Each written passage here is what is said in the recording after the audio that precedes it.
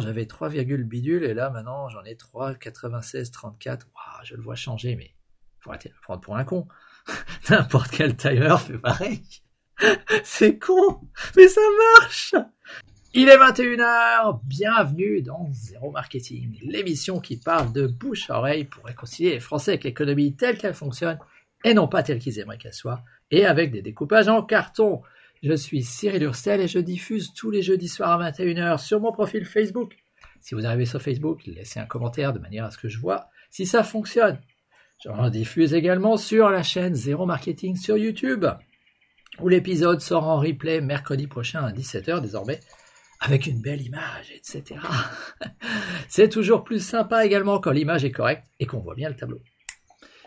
Et LinkedIn, bienvenue sur LinkedIn.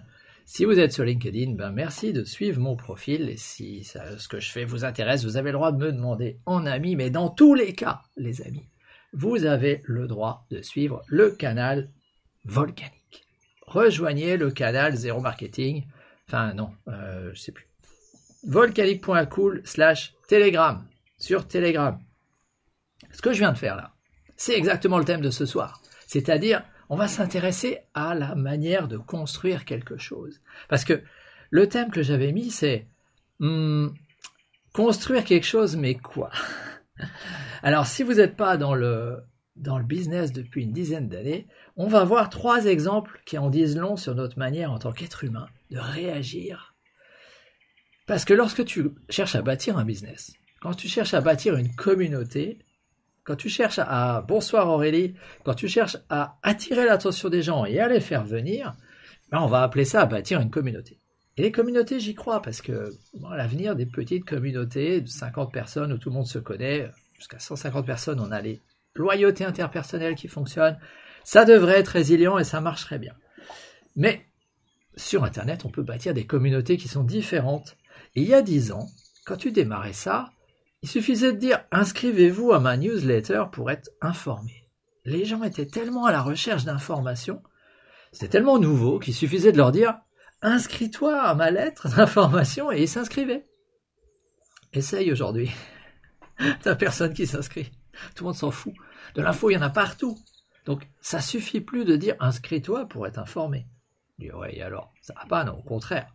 Ils veulent être informés que des choses qui les intéressent. » Alors, par la suite, on a inventé le cadeau. Inscris-toi et en échange, je te donne un cadeau PDF. Je me souviens très bien en 2000, ça devait être 2012, là, quand j'étais sur le blog Bilinguisme, à l'époque où je racontais comment nous avons donné 2 langues maternelles à nos enfants à partir de rien. Et je discutais avec Carole Baudry, qui venait de démarrer, et qui me dit « T'as que 800 personnes dans ta liste, c'est pas beaucoup. » Ouais, c'est vrai, parce que mon sujet intéressait pas grand monde, et peut-être que mon livre... justement, il était adapté pour ceux que ça pouvait intéresser, mais comme mon sujet intéressait pas grand monde, ça marchait pas bien. Alors qu'elle, elle a fait pin-up bio, et en moins de temps qu'il en faut, elle a construit une liste de 3000 personnes en moins d'1 an. 3000 personnes qualifiées, des femmes essentiellement, qui s'intéressaient à être comment belles, bio, faire du bien à leur corps et à la planète, je sais plus exactement ce que c'était. En tout cas, ça marchait bien, et derrière, elle a réussi à bâtir un business qui était vraiment sympa. Mais ce soir, j'aimerais vous dire... J'ai découvert 3 manières, 3 trucs qui, moi, me laissent un peu pantois sur ce qu'on peut faire aujourd'hui. T'as des gros hackers qui te disent « Oui, on peut construire, je vais t'aider à bâtir un machin rapidement, etc. » Ils déploient des trésors d'imagination et d'automatisation. Alors que, premier exemple, je viens de voir une société avec laquelle j'ai investi, donc ça c'est l'étape 2 du plan volcanique, si tu veux en savoir plus, regarde le hashtag volcanique. Je ne vais pas te donner le nom de la société parce que dans mon étape 2, je vais peut-être changer à l'avenir, on ne sait jamais ce que ça peut devenir, ce genre de truc, mais cette boîte ne communique pas sur le nombre de personnes qui utilisent son service. Mais ça marche que depuis juillet l'an dernier, et là ils viennent d'émettre une carte en précommande, on ne sait même pas à quoi elle va servir, 500 000 commandes. Tu te dis, et pourquoi il y a tant de gens dans ce système? Parce qu'au début, ils donnent un chèque cadeau de $50, que tu dois rembourser. En plus, c'est même pas un cadeau, ils te font gagner l'argent pour le rembourser, mais c'est con, ils auraient dit aux gens, tu peux démarrer avec $10, ça marcherait moins bien que de leur dire, je te donne $50 de chèque cadeau. Ça en dit long quand même. Tu dis aux gens, c'est gratuit, ils viennent moins que tu leur donnes un cadeau qu'ils doivent te rendre. Pourtant, c'est strictement pareil, hein. C'est même pire dans le second. Mais en 12 mois, 500 000 utilisateurs. On peut se remballer avec nos PDF là.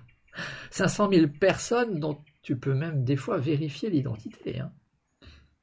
Alors maintenant, récemment, on m'a parlé d'un autre truc. Quelqu'un qui me parle du réseau Pi. Alors qu'est-ce que c'est que ce truc-là? Réseau Pi a été lancé par des gugus de Stanford et il a été lancé le 14 mars 2019. Alors tu sais, aux États-Unis, ils mettent les dates à l'envers, donc 3-14. Réseau Pi, c'est des petits malins. Donc 14 mars 2019. En décembre 2020, ils avaient 10 millions d'utilisateurs actifs. Donc ça veut dire, je vais le redire, hein, aujourd'hui, on peut lancer un projet et avoir, au bout d'1 an et demi, 10 millions d'utilisateurs actifs sans mettre de pub. 3, 14, 15, 9, 2, 6, 5, 4, si je me souviens bien. Donc à mon avis, le 3, 14, 11, 6, c'est faux, Aurélie. En tout cas, approximatif. Bon, toujours est-il que, si on revient à nos gugus, ils lancent une architecture sur une blockchain, sur l'idée de dire, aujourd'hui, miner du Bitcoin, c'est plus à la portée de n'importe quelle personne. Donc, quelque part, la promesse de la finance décentralisée a vécu. En plus, on voit bien que ça consomme plein d'électricité, c'est pas terrible, ça ne passe pas à l'échelle. Donc, ils lancent une promesse, et les humains adorent les promesses. C'est beaucoup plus facile de vendre une promesse que de vendre un résultat. Parce qu'avec un résultat, les gens peuvent commencer à comparer. Alors que là, tu vends juste la promesse. Tu leur dis, je installe, télécharge l'appli, il faut être invité. Et puis, tu viens tous les jours cliquer dessus, tu vas miner du Pi, et tu es un pionnier. Et je trouve ça génial. Donc, tu as un gugus qui t'invite. Alors, j'ai une amie qui m'a invité, j'ai regardé ce que c'était, et puis j'ai moi-même invité d'autres amis, parce que je trouvais ça rigolo. Et je vais vous expliquer pourquoi on fait ça.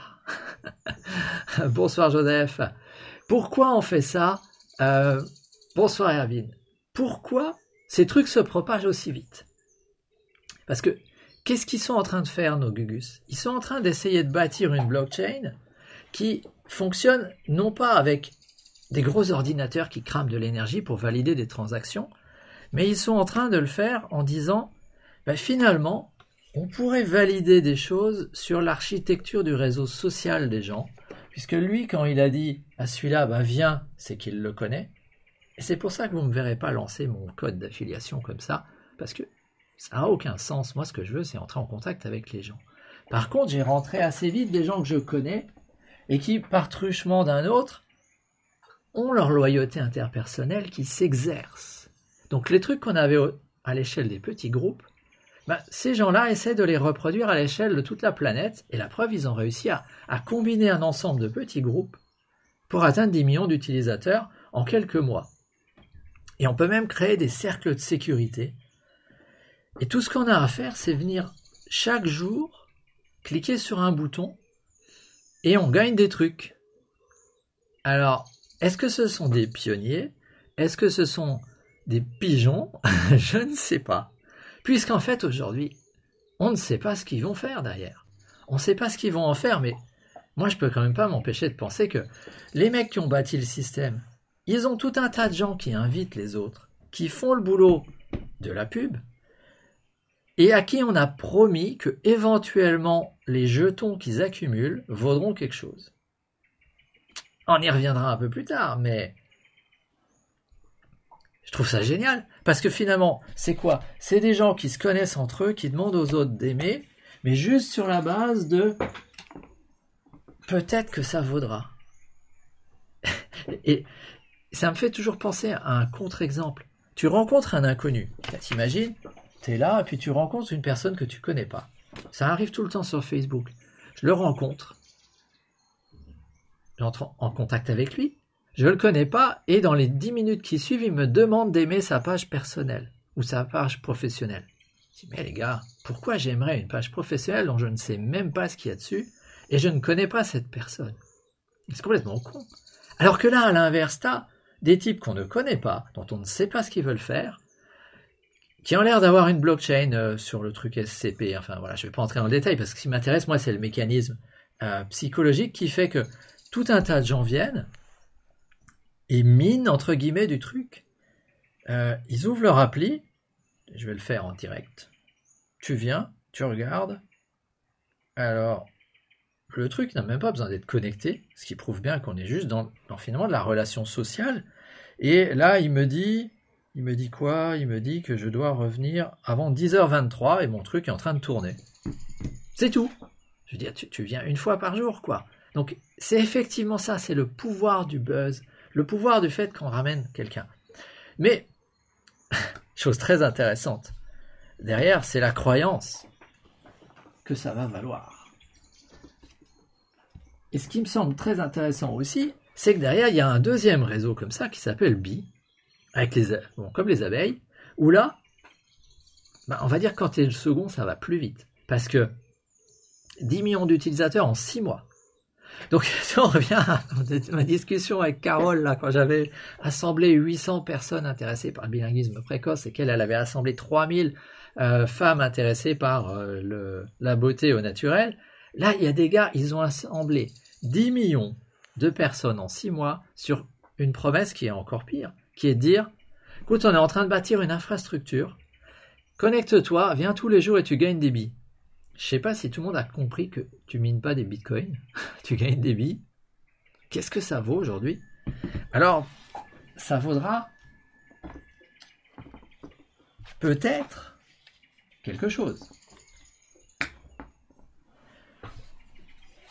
Mais dans l'immédiat, c'est juste une promesse. Et quand tu creuses un peu, t'es même pas sûr qu'il y a une blockchain derrière. Parce qu'en fait, j'y ai repensé. Tu fais une base de données relationnelle. À chaque fois qu'il y en a un qui s'inscrit, tu le mets dans un enregistrement. Et à chaque fois qu'il vient chaque jour, tu notes qu'il s'est inscrit et tu lui donnes un peu de crédit. Avec une base relationnelle de 10 millions de lignes, je te la fais, moi, ta blockchain. Tu n'as pas besoin de blockchain pour faire ça. C'est juste, en fait, une méga liste de prospects qualifiés qui ramènent leurs potes et qui croient qu'ils vont gagner quelque chose. Donc, ce qui est fabuleux, c'est qu'en plus, ils se magnent, parce qu'au début, les tout premiers qui sont venus, ils gagnaient chaque jour un taux qui était plus élevé que ce qu'on gagne maintenant. Et ça, je trouve que c'est absolument génial, parce que cette plateforme a l'air de se destiner au jeu, peut-être, mais là, elle a réussi finalement à gamifier, comme on dit de manière moderne, à ludifier, de manière plus intello, la constitution d'une liste de prospects qualifiés. Le truc le plus chiant qu'on puisse trouver, et pour lesquels les gens sont prêts à déclarer, oui, moi je veux pas donner mes données personnelles à Facebook, alors qu'ils courent pour donner leurs données personnelles à Bee, et venir tous les jours, ces mecs ont notre attention, pour revenir, parce qu'il y a la promesse d'avoir quelque chose derrière. Et tu sais même pas quoi. Est-ce qu'ils vont revendre leur liste? J'en sais rien, mais si j'étais capable d'assembler 10 millions de gugus, qualifié sur un certain domaine, je te garantis que j'arriverai à en faire de l'argent. Il suffit d'1% de gens intéressés pour avoir 100 000 clients, quand même. On peut monter un beau business avec 100 000 clients. C'est quand même assez hallucinant, quoi. Qu'est-ce qui fait que dans notre cerveau, quand tu leur offres désormais un PDF ou un bouquin gratuit, les gens veulent plus donner leurs coordonnées, et que là, ils courent comme des dératés, et ils amènent même toute leur famille. Je trouve ça fabuleux. Ça en dit long sur nous. C'est quand même dingue, ça. On aime les jeux. Ça n'a pas fini de s'arrêter, les jeux. On aime les jeux, et puis il y a cette promesse qu'on est en train de collecter facilement, on n'aime pas l'effort, un truc qui va valoir quelque chose. Et en plus, ces mecs ont très bien compris que c'est comme dans un marketing de réseau. C'est quand tu démarques, tu as besoin que tes potes te fassent confiance pour montrer à tout le monde la preuve sociale. En fait, les premiers qui viennent, c'est ceux dont tu as le plus besoin. Donc, ils leur ont donné plus et ils l'ont fait diminuer en disant... Et les seconds ne se sont même pas cassés la tête. Ils ont repris exactement le même schéma que les premiers en disant quand on aura atteint 1 milliard de gugus, ça ne vaudra plus rien. Ceci dit, quand tu as atteint 1 milliard de gus, dont tu as vérifié l'identité et qui, au bout de 4 ans, sont venus tous les jours cliquer sur un bouton, quelque part, ils ont créé une habitude et ils savent que tu existes. 1 milliard de gus, je pense que tu vaux plus que Facebook. Alors, ce truc vaudra peut-être rien, peut-être pas, mais s'ils réussissent, et ils sont quand même bien partis pour y arriver, s'ils réussissent, franchement, chapeau, parce que gratuitement, spontanément, créer des cercles comme ça, de gens qui t'ont fait monter une base de données à peut-être 100 millions, 1 milliard d'utilisateurs en 6-7 ans, chapeau. Hein.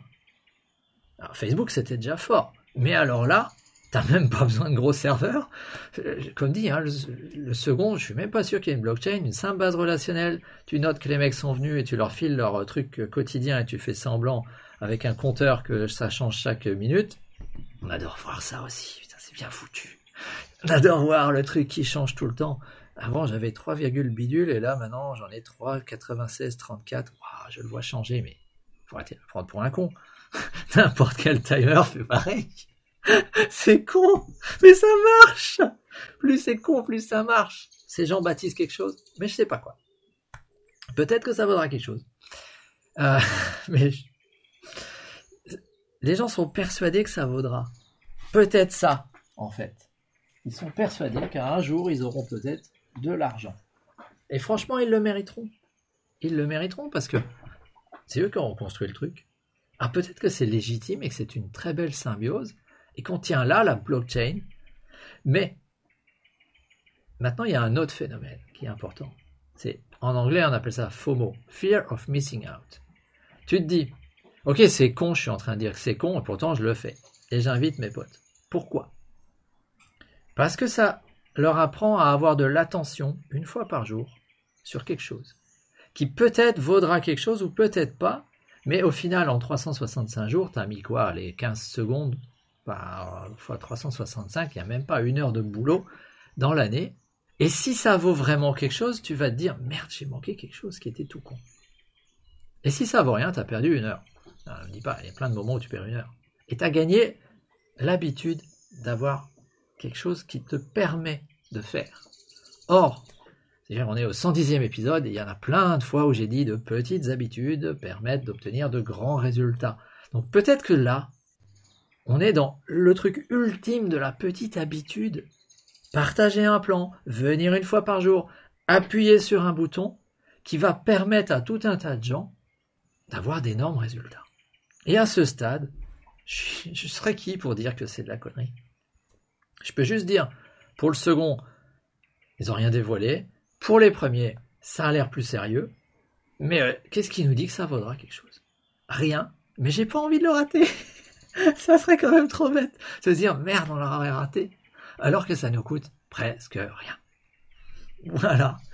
Et en plus, je suis sûr que ça fait un très bon amorçage pour mon plan volcanique, qui est aussi con que ça, puisque si quelqu'un est capable d'avoir un peu d'attention là-dessus, il peut apprendre à prospecter, écouter les gens et leur proposer de la multibancarisation, un plan d'invest et d'autres choses plus importantes. Donc vous voyez la logique ? À partir de conneries, on arrive à faire des choses énormes. Je trouve ça fabuleux. Rendez-vous dans quelques années pour voir s'ils sont 1 milliard.